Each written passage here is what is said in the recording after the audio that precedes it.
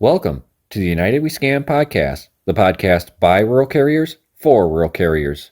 The views expressed in this podcast are of the presenters and the presenters only and do not represent the views, opinions, or strategies of the United States Postal Service or the National Rural Letter Carriers Association. We ask that you please consult your assigned union representative for guidance in your local area. Please like this podcast, share with your fellow rural carriers, and subscribe to be notified each time a new episode is uploaded. Please leave a comment or question for us below. Thank you. Now, here are the hosts of the United We Scan podcast. Welcome back, everybody. Episode 120.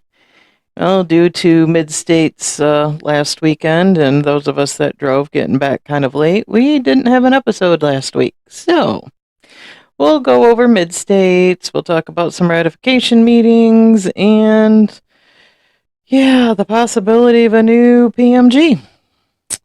So, how's the last couple weeks been for you, James?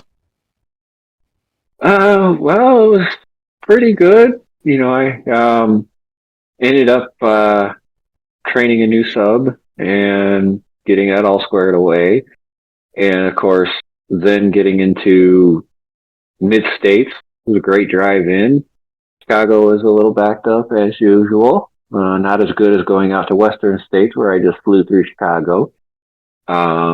Springfield, Illinois was beautiful. Got to walk through the downtown area a few times, including for our rally. And seemed like a nice hotel that we were staying at. They said they were going to be remodeling it in a couple of months, which is great for those in Illinois that use that facility frequently. And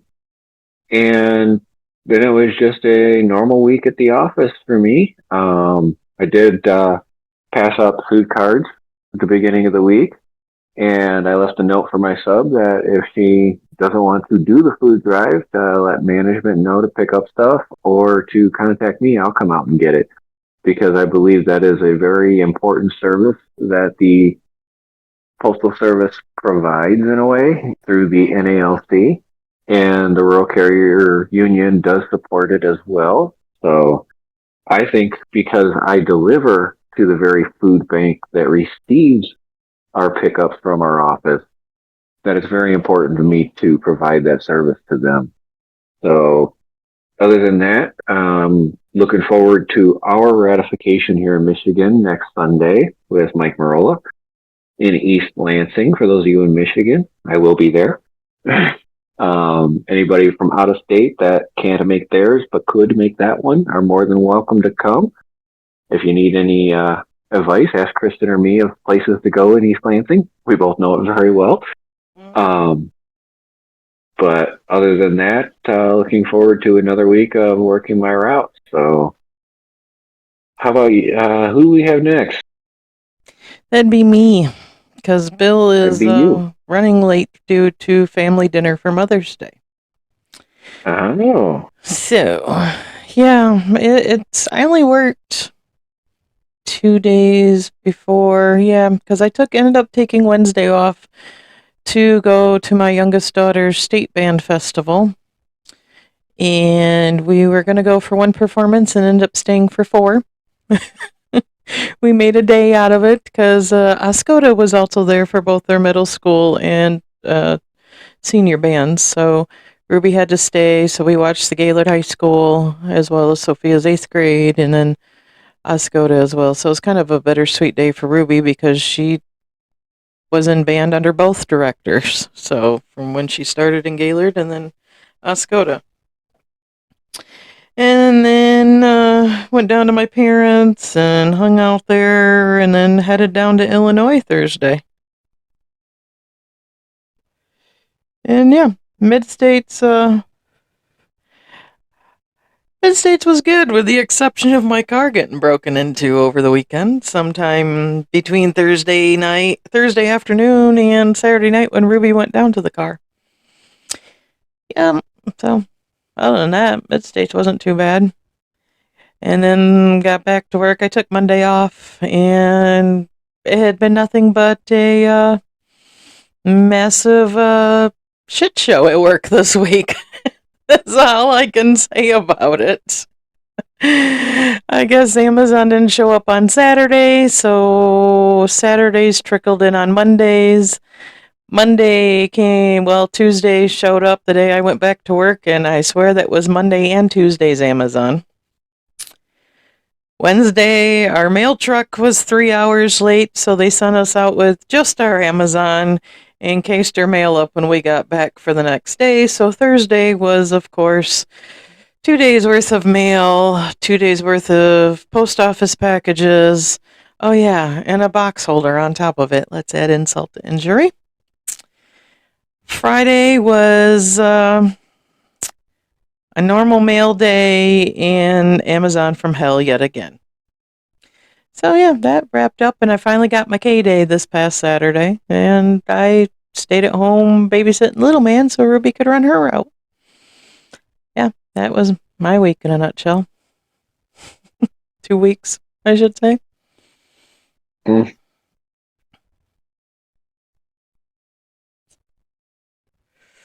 So yeah, it's been a week. I'm interested to see what this week holds. Not really, but you know. On that note, what did you think of Mid-States, James? Well, considering that I've been to all the regional conferences this year, 95% of what was said at this one was almost exactly the same as what was said at the other one.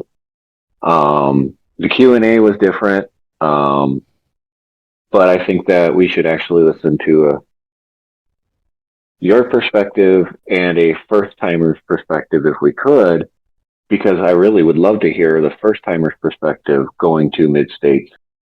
As we are senior in doing that, we've been to several of them. But I'd like to actually get your guys' opinion because y'all have heard mine for the last 4 of them. Well, let's go ahead and do our first timer, and I want to hear the first timer experience too, because this was like my sixth or seventh Mid-States. So go ahead and give us a first timer's insight to how your Mid-State experience was, please. How we doing, everybody? Hopefully everybody's doing good. Happy Mother's Day to all the lucky mothers out there. We appreciate you and we love you all. As for Mid-States, first time ever going to Mid-States. It was a real eye-opener, in my personal opinion. What really made it awesome, in my opinion, was just seeing all the new faces besides that I do at state convention or local meetings, but getting to sit down and talk to them, see their views and our opinions. Um, kind of what James was saying, the Q&A, I could have sworn they were going to read all the questions, but they have limited time to do all that stuff. My question particularly didn't get answered, nor did my buddies. But, how do I want to say this? Put it out there. Put it out there. Well, I don't remember what the first question was, but I thought the way that it was answered when the question was crumpled up and thrown out and said that this was a bullshit question, I don't think that was appropriate, as there was quite a few 30 or first timers there. I think there was 32, 33, maybe more. I think there was 32 in the picture, if I remember correctly. Give me a second here.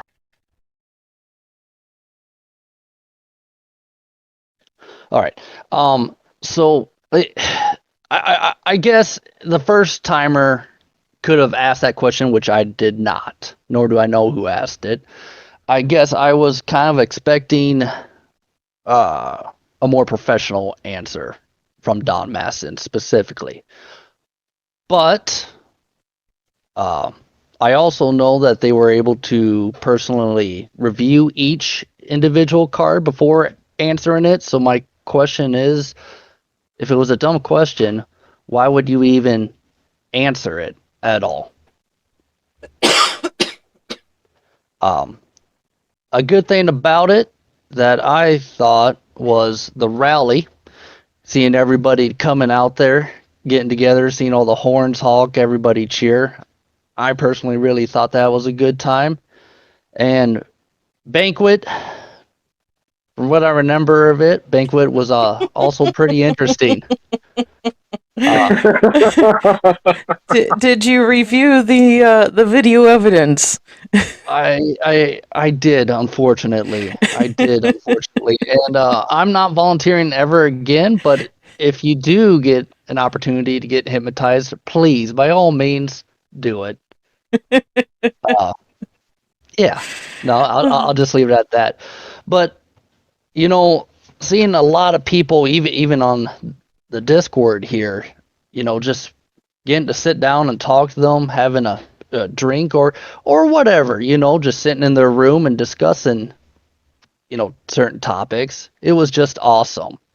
Uh, seeing the flags that represent mid states coming in, I really enjoyed that.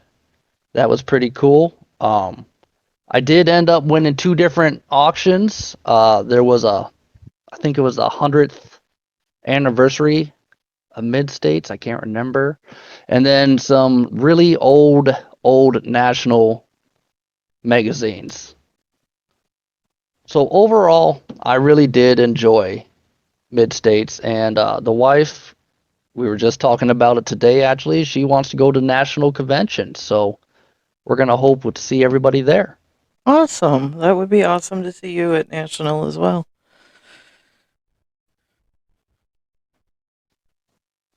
Yeah, it's one of those things that we appreciate that, but like you said, that response on the stage could have turned some first timers into last timers, especially if that was their question.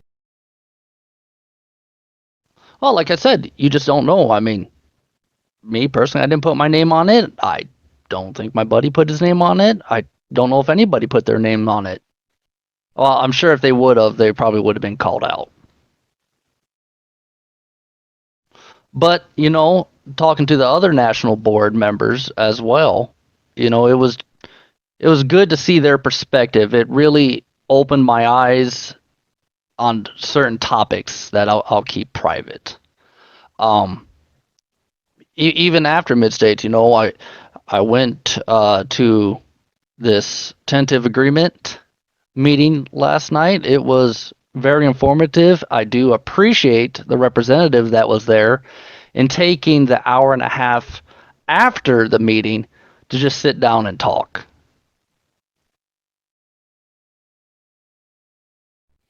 That's good to hear. That Yeah. is. I do know.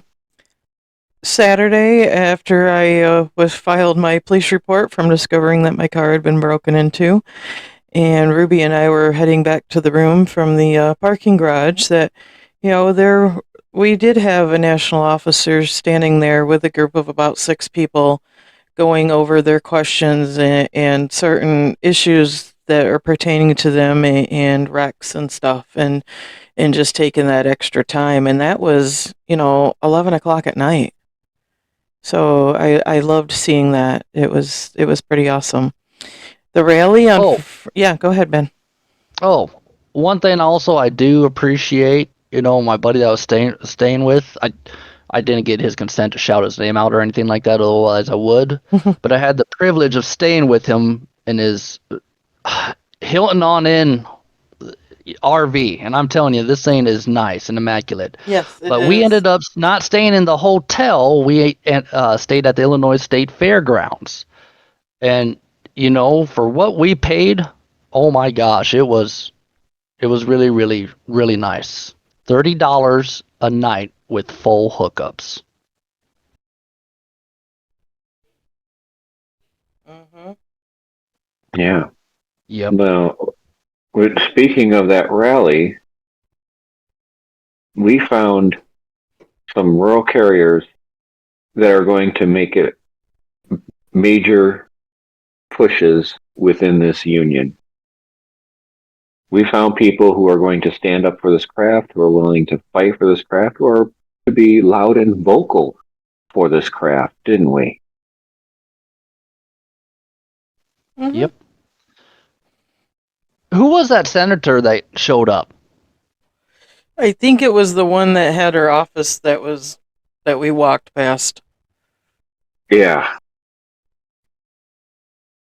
And I also agree that if the national board felt, well, most of the national board felt more approachable this year at these conferences than in years past. I agree. In many ways. I mean, the rally wrapped up and we were getting ready to walk out. President Maston saw that little man had a NRLCA T-shirt on that he was swimming in, but he took the time and did a photo with him, and I actually walked back with Don, and we had decent conversation back to the hotel. I mean, it was nice. It was nice to hear his perspective on things. It was, you know, some good information to just converse and have a leisurely chat while you're walking back the few blocks to the hotel. Yeah, talk with them on an even level, not in a Oh, oh, what's the term I'm looking for here? Not in a untouchable way. Mm-hmm. Where you can actually uh, level to level with each other, carrier to carrier kind of talk. Absolutely. Absolutely. That's what I really enjoy about, mid states. And I mean, we had, 270 people in attendance. I mean, that's awesome. It was woohoo. Michigan got to take the traveling trophy back home. Mid States Conference has a thing every year. So the host state, because we go amongst an alphabetical order amongst the states. This year it was co-hosted by Indiana, Illinois, because they got skipped over during COVID. And we happened to have a year open that didn't have a contract set yet, so we let them slip in after Michigan. So what it is this trophy that gets passed at each mid-state conference. The hosting state obviously is out of the run for it because they're hosting, but any state that brings the most people in attendance gets the traveling trophy. Well, Michigan tends to keep it, except for when they're hosting it, and so since we hosted it last year, we got it back this year by having the most people in attendance. So it's just kind of fun, little competition camaraderie amongst the 14 states. I will also say, uh, a lot of us went out to eat with each other, different various nights. Make sure you read the menu. Make sure you know what you're buying. I got very lucky my first night. Very, very, very lucky. You depended on the graciousness of those around you with that order. Yeah, yeah. Apparently, 6 pieces of shrimp cost $29.99, and for whoever bought that meal, which was not me, thank you very much. I'm sorry. Damn. Oh my goodness. I was looking at that going, is that all you're eating? And the 4 ounces of broccoli too. Don't forget that. You had the 6 pieces of shrimp and maybe 5 or 6 pieces of broccoli, right? Yep. It was very interesting. But that was not at the hotel restaurant. That was at one of the Italian restaurants down the street from the hotel. Just so we're clear, we're not putting it on the hotel restaurant. Correct. But do you guys have anything you thought was the best thing they did and the worst thing that they did in these conferences? Let's go with that. Well, given that we had a couple speakers that were slated to be there but could not, I think Kirby stepped up and did the steward presentation pretty good. And then moving the speakers around from the afternoon to the morning to fill out where management's guest was not present for at Mid-States this year. No, I think they handled the schedule changes pretty good. I'll give them that. And your negative of the event, Kristin? I think they could have done better with the Q&A questions. That's really it. Yeah, Your turn. overall, besides that for the Q&A, I can't think much of negativity at all. I thought we were treated not pretty, but very kindly from the hotel staff. I appreciate them.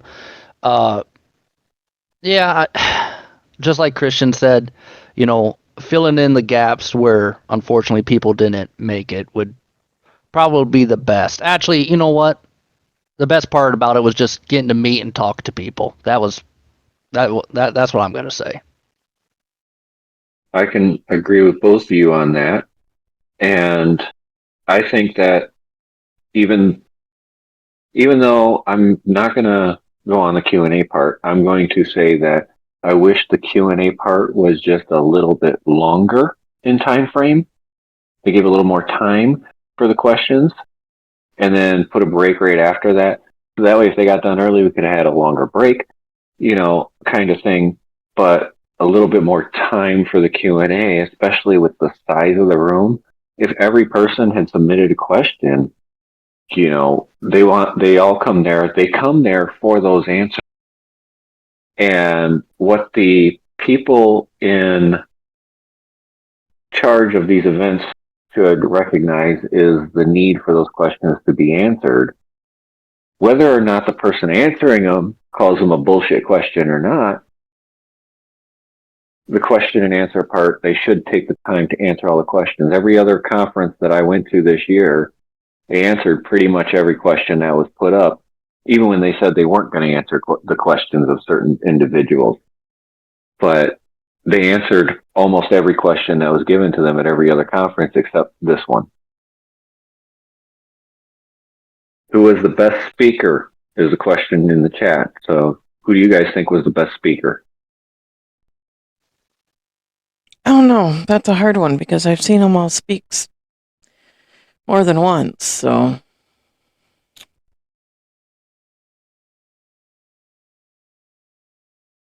I'd probably say John Adams. How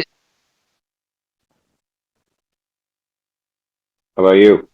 I just think I'm going to go with Kirby Ricketts, but that's mainly because I personally talked to him off on the side as well.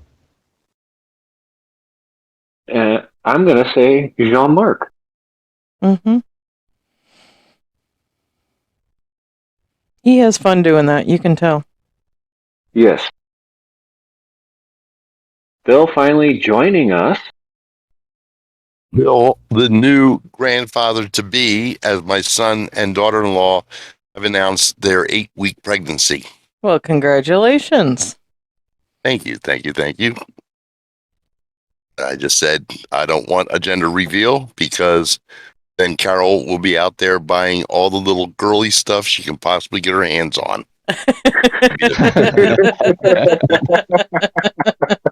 It'll be the first granddaughter, and she will get spoiled to hell. Mm-hmm. My family lineage is we produce manly children. But And Bill, if anybody's gonna break that, it's my son William. And my son William informed his sister while I was at Mid-States that his soon-to-be baby is also a boy. What can I say? I mean, Yeah. The oldest boy in my family produced one son, 2 daughters. Of myself, I got 3 boys. My sister had a daughter. My other sister had a son, and my other brother had 4 sons and 3 daughters. Wow. So it's a family thing. Mm-hmm. Thank you, dear. The lovely wife just delivered me my coffee. Aw. How has your past couple weeks been for you, Bill? Ah, God. Well, you know, with the wife being let go from her job, I don't think I'm going to stay in retirement if she's staying home. I gotta get out of here. I hate to tell you, I love my wife, but I don't love her 24 hours a day. It's, you know, I mean, yeah, she's contacted a lawyer. She's filed for an EEOC, which won't be heard until September. You know, since age discrimination wasn't a part of the conversation of her being released from work, that she doesn't have a strong case there.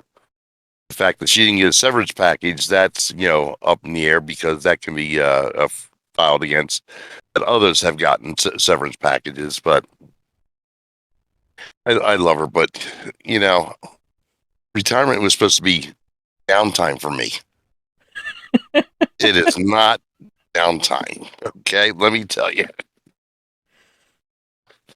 I told her, I told her, I said, you know, I'm gonna go look for a job, and she goes, "Why? You know, you don't need the money." I said, "I know,"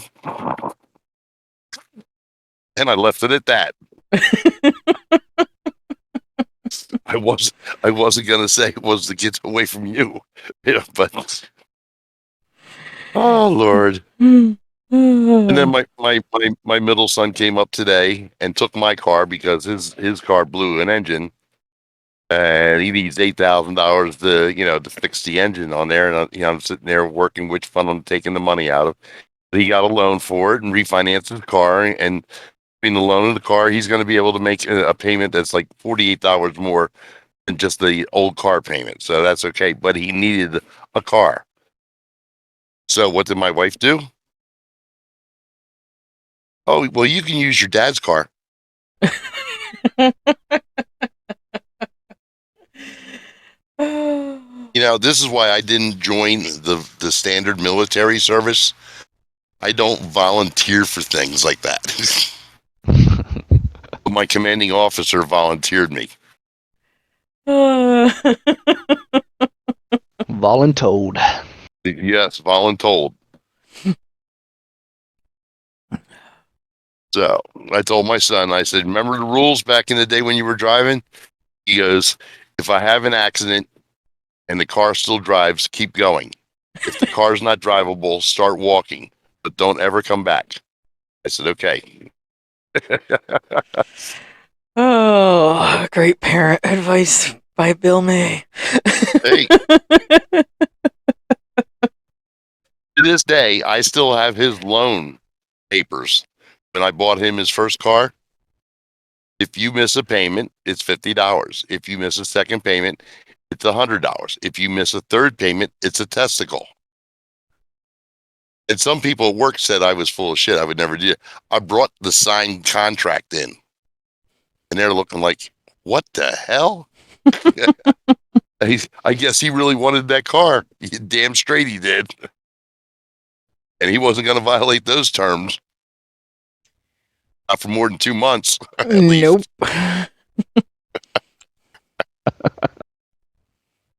Don't tell me I don't know how to negotiate.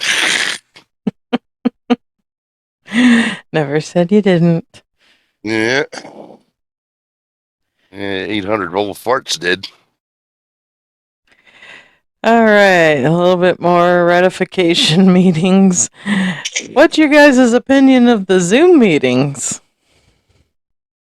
That was the biggest waste of 30 minutes I ever took. I have to agree with many that said it should have just been a link on the website. Yep. Yep, that was brought up in ours as well. Mm-hmm. That's why I go to them in person. Yes, I will be going next week to my in-person one. Yep. Like somebody just said in the chat, they did some workaround BS with that. Mm-hmm. Mm-hmm. I don't remember the previous TA being like that at all. No. No, the Zoom meetings we had for that were personable and you could ask questions. And that's what they should have done with this one as well. But I think that because they're trying to ramrod it through and shove it down our throats, that they're trying to eliminate a lot of the dispelling questions and things like that. Well, personally, in regards to this contract or tentative agreement, a lot of people are for it, saying, you're not going to get anything better. Some people are against it, saying we should go for more. And the arbitration process is what do you say, James? An 80-20 proposition. In regards to us getting anything more. It always starts out at 50-50, and it all hinges on the argument that you provide. Yeah, and given the fact that the NLAC basically had it force fed down their throat in a 48-hour decision by the arbitrator, I think that we will get the same here. And that if you vote for the contract, okay, and say, well, we didn't lose anything, to quote somebody, but did we really gain that much? And the answer is no. So by voting no, you're not saying, you don't want this agreement. You're saying, no, our board didn't represent our case in a strong enough position to get us better. You're letting the board know that you're disappointed in their efforts. And, for them to say, well, this is what the city got, and that's supposed to make me feel better. Actually, the city got a little more than we did. I tried to explain the 2-week cutoff on each, step on table 2, coming out to 30 weeks, which is a little more than half a year. So you still have to put in almost 2.5 more years to get to the top of the table, or, the top of the table 2, as far as steps are concerned, over table 1. 2.5 years. And I think somebody worked that out to be approximately $164,000 difference. 130. Well, the figure I saw was 164, so I'm quoting 164. Yeah, I did, and that could actually be right because of how much faster Table 1 gets up the steps after the initial A, B, and C. Yeah, so it could be higher, but I did the 130 based on the 52 weeks for ours and the doing the same with the Table 1s was a little over 130,000. So 164 sounds about right too. But either way, I did the calculations, and from 1990, which is the year Don Maston joined the Postal Service, according to his hero page of his profile, 1990 is when he joined as an RCA. From 1990 to now, the cost of living went up 230 to 240%, depending on what you're buying. In the same time frame, from the initial Table 1, regular carrier, Step 1, 40 hours, to today's Table A, 40 hours, Table 1, 158% increase. Table 2, starting at that Step 1, Table 1, because that was the only table for regular carriers back then, to Table 2, Step 1, is 119% increase. So that compared to the 230 to 240 is what we should be really looking at. Now, there are arguments out there from veteran carriers that when they came on the scene, it used to be just Table 1, Step 1, and then they added A, B, and C. So now Table 2 has got what they had gotten when they joined in. But really, we should be focusing on lifting everybody up to the higher standard, including Table 1 carriers now, because they are still 80% behind the cost of living. from 1990 to now. Everybody should go up. And we all should be equal in the years of service that we've provided to this organization. Okay. So let me throw this out here, okay? Does anybody have a solid timetable on the TA being offered to us? Has the national board come out and say when they're gonna, send it out to us to vote on? They sent them out yesterday, the 9th. They sent them out yesterday, Friday. Yes, even though all the meetings aren't done the yet. 9th. Yes, and they don't expect them to be back in the mailbox until June 13th at noon Eastern time. So let's see. That's right in the middle of the state convention starting, or ending. Mm-hmm. Actually ending, because they have to be done before the end of June. So let's see.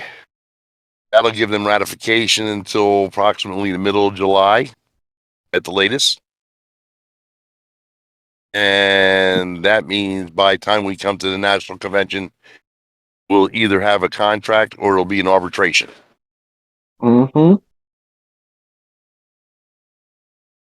I don't know, but if I worked at the fish market, I would say that smells fishy to me.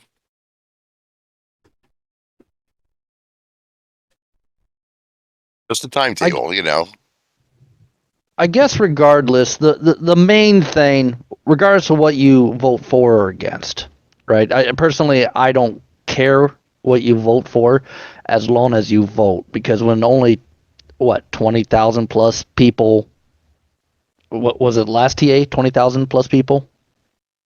I don't remember the exact figure. When so little when so little the membership vote, I mean, please, as soon as you get that ballot, mark it whatever you want to and get it back in the mail. Yeah. That's the most simple form of using your voice. Ballots went hit the mail on Friday the 9th, so they should be coming anytime to a mailbox near you. Make sure you fill them out properly. That includes the return address in your state you're associated with. All that stuff needs to be filled out accordingly. So, and yet I've seen the comments on social media how they're having these TA meetings, and 6 people are showing up. mm-hmm. 4 people are showing up. Yep. One I saw where it was the state board and an NSS person. I'm like, what? This is the response you're getting to people who are concerned about what their contract is going to be in the future? I'm just, underwhelmed. Mm-hmm. I think Ruby was even talking about taking next Sunday off from her other job too to go to the in person with me. Don't know if she is or not, but Hopefully. yeah, it's either way. I'm going. But other than that, what else is in the news, James? Well, it looks like they've chosen a new postmaster general. And from what I've gathered, other than the neutral message from President Maston, all the other unions are against this conflict of interest being appointed to postmaster general. And the reason I say conflict of interest is his current task is being on the board of directors for FedEx. Previously, he held positions within waste management and another recycling company on top of that. And he's also a lawyer. He was appointed in the same manner that DeJoy was, in that he was a donor to the presidential campaign. And unfortunately, we currently don't have a full board of governors. So just the people that are on there right now, including Doug Tolino, current acting postmaster general, decided to appoint this gentleman to postmaster general before he even gets his background checks done as required. And I wonder if there'll also be the conflict of interest if they'll force him to resign from the board of directors of FedEx before he takes this position. So I want to get your guys' opinion firstly on him before I go into how I feel about him. Kristin, you want to start? I personally don't have an opinion as of right now, as I haven't researched him at all on my own time. So therefore, I don't have an opinion presently. Same here. Bill? Let it fly, boy. Let it fly. Okay, like you said, without him being currently vetted for the position, how are you giving him a position? All right. The fact of the matter that he serves on the board of one of our competitors, because remember, we're no longer a mail service, we're a package delivery service. So it bodes well that, in his package delivery service experience, that, he might be able to help the post office in some ways. The problem of it is that you're going to take a company like FedEx, which basically contracts most of their work out, and you're going to try to apply that to a unionized crafts, multiple crafts. That just doesn't sound like a good recipe for a cake, okay? Now, I had to laugh because when I saw that he also ran waste management, I'm sitting there going, oh, hell, he's going to have a field day with postal management because most of them are a waste. But the problem of it is that, when you have people come in like this, from the outside, they don't do any drastic changes, because they want to get a feel for the land, get a sense of the layout of the management structure. By the time he gets down to our level, the local postmaster, district managers, supervisors, and all that, he'll probably be out of a term also, because it'll take him years to filter through all this stuff and figure out why the hell we're having problems with hiring, retention, training, as well as, the fact that we have so many grievances. Well, being unionized as we are, and I'm not sure Waste Management was a union company. Somebody can, check that out real quick. But the fact of the matter is that he's going to be dealing with a situation he's unfamiliar with in regards to dealing with the unions and the expense, the cost per se of dealing with unions through the grievance process. I don't care what anybody says about, us going private, privatizing the post office. It can't reasonably say that that's a possibility, because of the fact that there's so many hoops you have to jump through to do that. And there's not enough members in Congress that would support it, especially, from the truly rural states. And rural states include states like Texas, Michigan, Iowa, Kansas, all the central states, and a lot of the other states. It's Georgia, Florida, South Carolina, North Carolina, all these populated states that are not going to go for privatization. But I would not put past this individual into segregating the mail and the parcel business as a avenue of savings. And in savings that, you have dedicated mail vehicles and dedicated parcel vehicles. Until, and I just saw another a load of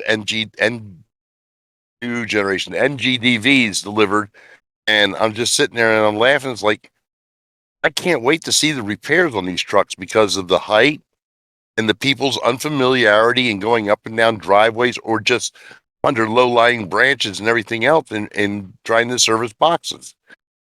I don't see the feasibility in this, and there's nobody else out there with a vehicle that's designed to really, fit our needs. But this man is stepping into a shit load of trouble. And yes, we are a service. We're not designed to make a profit, but we still have to operate on the standard business principles in regards to expense, costs, income, revenue, everything else, credits and debits. It all has to make dollars and cents. And I don't know that this guy is going to be able to do that without a little more or deeper understanding of unionized federal employees. I'm done. All right. So I did take the time to research him and what he's done in the past and where he's come from and things like that. He didn't start out as a CEO. He didn't start out running boards or anything like that. He started out just as a corporate lawyer and worked his way up in waste management, dealing with the trash mafia in a lot of places. Because a lot of places the trash was ran by basically a mafia that controlled regions of trash hauling. And a lot of them got indicted on that. He did not. He avoided that. Then he moved on to a recycling company from there, and then got appointed to the board of FedEx, as well as Tyco Engineering. But the truth is, FedEx doesn't do what we do. UPS doesn't do what we do. Amazon doesn't do what we do. And Waste Management definitely does not do what we do, although we deal with trash from management all the time. In his career with Waste Management, this is the scariest part of this gentleman. As CEO, he allowed scabs to work while his waste management employees were striking for a contract. On top of that, in another striking situation, he allowed scabs again and then fired the union employees in lieu of using the scabs to do the jobs that the union employees were doing. This man is going to be difficult to work with from a union aspect, but not impossible. Because the fact is, we do something no one else does, because no one can do it better than the rural craft. Even contract routes. There are contract carriers that are quitting because they can no longer afford to work for the Postal Service. Guess where the Postal Service has to put those routes? Right back into the rural craft.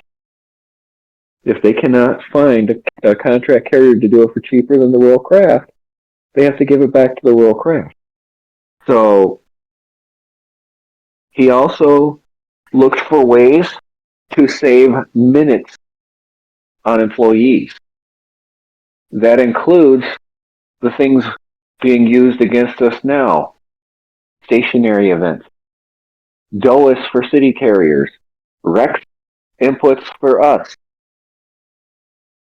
He's going to find the minutes to save on the backs of the employees. Now, on the flip side of that, because he always looks for these cost savings in employees, that means no one in this organization is safe, whether they are craft members or management, because he also has a history of removing management as well, trying to lean out the company to save money. So whether or not we can convince him that the rural craft needs to be paid more is a moot point, because when we don't have contract carriers that want to run these routes, and we aren't getting people to be hired in here, he definitely can't turn around and bring in scab labor to replace us. He's going to have to work with us, whether he likes it or not. Even with the Wells Fargo report, which literally was the dumbest piece of paper I've ever read, talking about how we can sell off to FedEx and UPS. FedEx and UPS already have their systems all leaned out the way they want them to. They don't want to pick up the rural craft. It's unprofitable to them. That's why we deliver their stuff in rural areas. So if he thinks he's going to try and privatize the Postal Service, he's going to have a very difficult time doing it, especially for the value that the rural craft brings to the Postal Service. But that's just my opinion, and I think that as long as we put pressure on him where we show him the value we bring, we don't just stand there and protest like whiny kids. We actually show value for the rural craft. We have a possibility of making changes with this man. But unless something else changes, we're going to have to work with him to get through it. Now, the only stipulation that I'll point out there, James, is that this gentleman has served on board. He has not served in the industry per se. Okay. He hasn't worked his way up through Waste Management or FedEx. He's a paper pusher. Okay. That's exactly what he is. And that is a dangerous position to be in control of the post office, because he's going to be looking at the numbers just like these idiots in district do every day for stationary events, misscans, all the little, bullshit items they can possibly, wean against us. I've got a guy on EP who took over my route because he wore an earbud to work. Mm-hmm. EP'd for an earbud. Now, I don't know about anybody else, but when I get up in the morning, I go downstairs, I go to the coffee pot, pick up the pot, I pour it in the cup, I take it into the kitchen where my sugar and creamer is, I mix them together, I put the cap on, I go outside with my phone and check all my messages and phone calls and stuff. Get up, I give my shower, get dressed and everything. I come downstairs, I put my Bluetooth in my ear, my phone in my pocket, and I go out the door. I'm doing that for, years. Just like it, earbuds. People have been doing it for years. It's second nature to them. And you're going to EP somebody with 16 years of carrying experience over an earbud. Why? Well, because, okay, we can hire somebody to come in there cheaper and do the job because he's a table one person. The problem of that is that you can't hire anybody right now. Westchester has 18 routes, 2 which are vacant as of February 27th, have not been posted, and the local area steward has not filed a grievance yet. Somebody questions the fact that, well, they're up for adjustments right now. It doesn't matter. The route is still going to remain intact no matter what. It's going to be either an overburdened route if you don't get it done, or it'll be a 43K if you do get it done. But the route will still be there. Therefore, the posting should still be put into effect because management did not ask for an extension on posting it. That's another grievable offense. But you can't hire people right now. Westchester's down to 2 subs on 2 hold downs and 1 PTF for 18 routes. And everybody's being forced in to do their drop days, except for the former ADR ass-kissing piece of shit who's now facilitating route adjustments.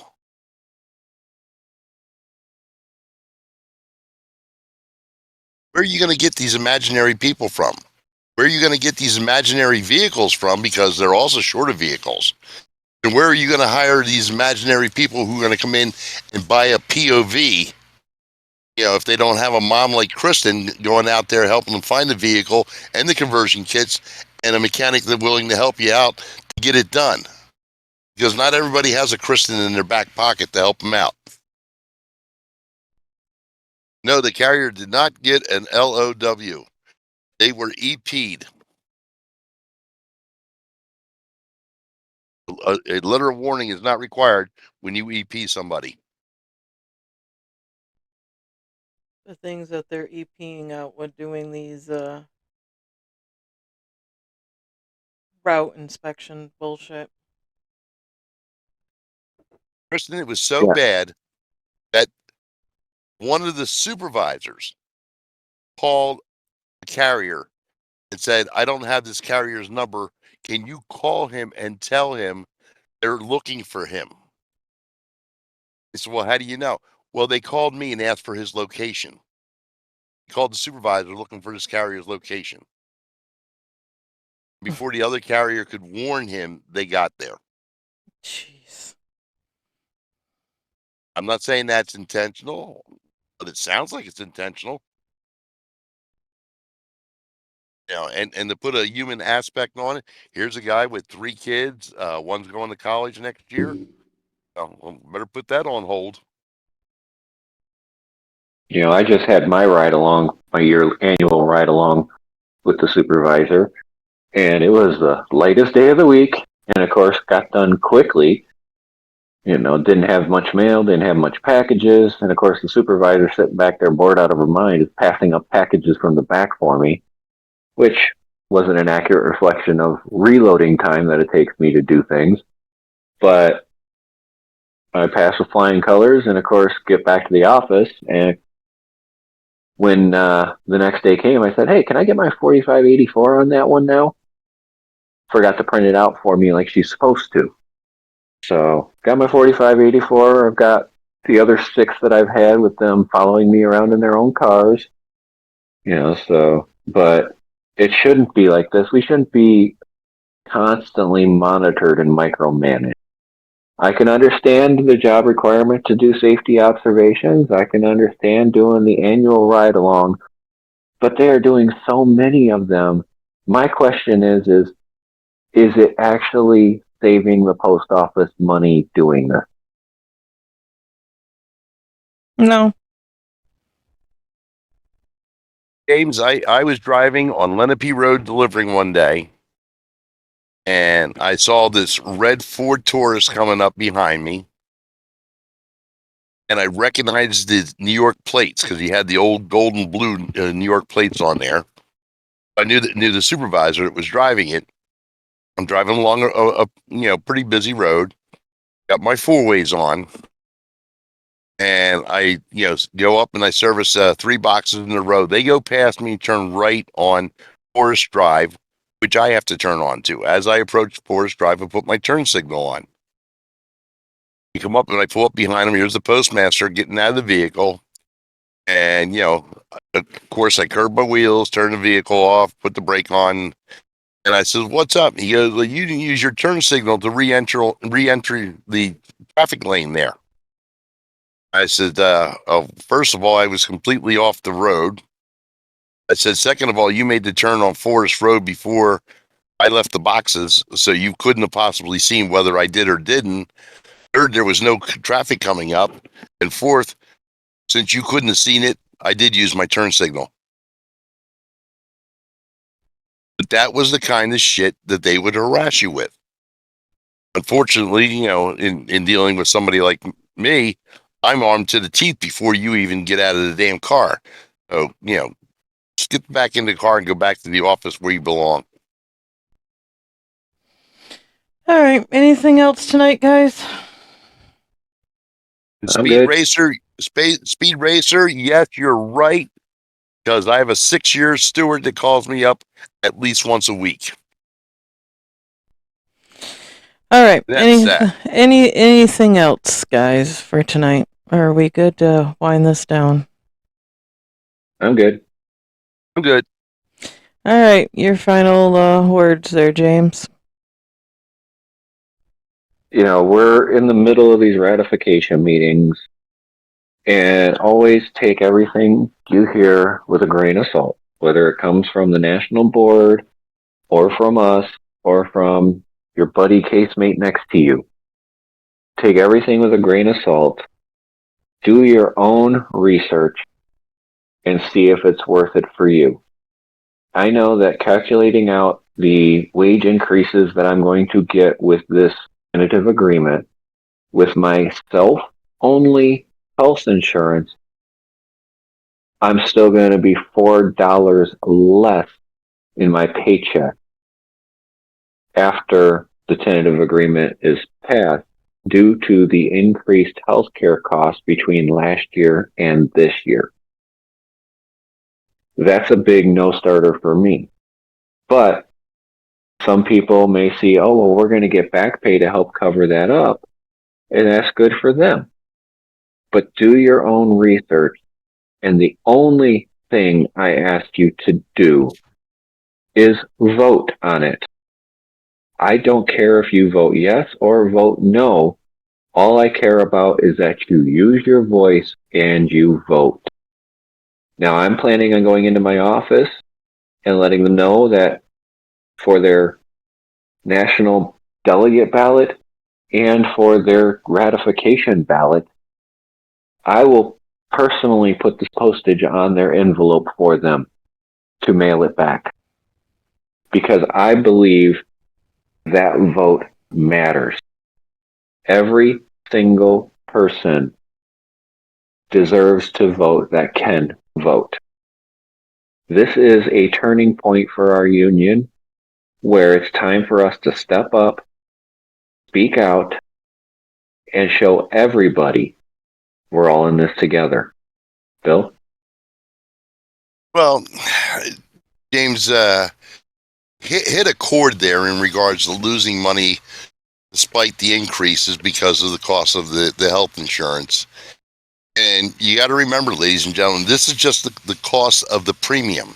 This is not the cost of the deductibles. This is not the reduction in covered services.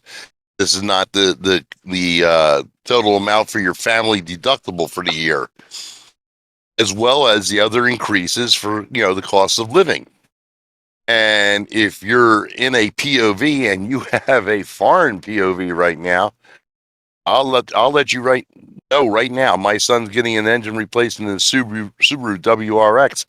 It's $8,500. It was $6,800 2 months ago. But now that the tariffs are going into effect, it's $8,500.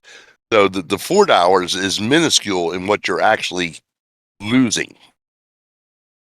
But you have to make up your own decisions. And James is right. I don't care if you vote for yes. I don't care if you vote for no. I need you to vote. Exercise your right to vote. This is just like an election for a political party. If you don't vote, you have nothing to complain about. If you don't exercise the rights given to you by people who have laid their lives down for your political ability to vote in or out individuals according to their agenda for the country. This is the same thing. This is an agenda for our craft. And if you don't vote, nobody's going to care. Nobody's going to listen to you. And many times, I had non-union members complain about this, that, and I would say to them, join the union. Oh, no, I'm not getting anything for my money. Then shut up, because you don't have the right to bitch if you're not willing to participate. If you don't put it in the scanner, it doesn't go in your wallet. If you're not in the union, you can't change the situation for the better. So be involved, get involved, be in the union so that your voice is heard. Kristin? Thanks, guys. Yeah. Excuse me. Mm-hmm. Everybody, have a good week. Be safe. It's been 2 weeks. Do everything you do professionally, efficiently, and make sure you get your ass home to your loved ones, because you are the most important delivery of the day. Thank you, Bill. Right, Kristin.